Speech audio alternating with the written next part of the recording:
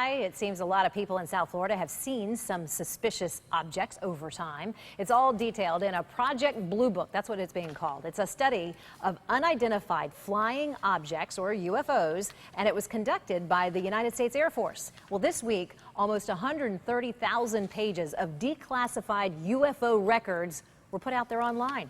Wow. Fascinating. And now digital producer Rachel Lato had the dubious distinction, or the dubious task anyway, of going through all this data and finding all these sightings from our area. What'd you find, Rachel? Lots of good stuff, Shannon. The project started in 1952 and ended in 1969, and reports from South Florida were included in the documents that were released not too long ago. On the night of January 27th, 1959, several residents of West Palm Beach reported seeing a fiery object streak across the sky.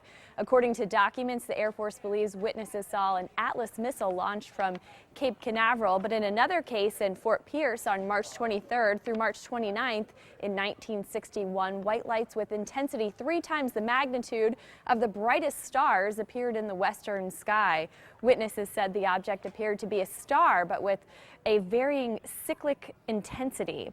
And an object found in Fort Pierce on March 23rd, 1966, by 2 Boy Scouts was labeled conclusion insufficient. The boys found a bright object in the woods that was so bright they couldn't look at it. And when the boys got close enough to the object, they told authorities that it blew up.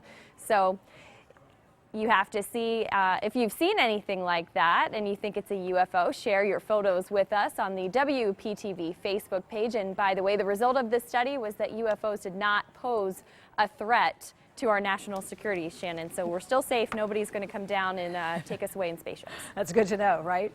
What a fascinating day at work, Rachel.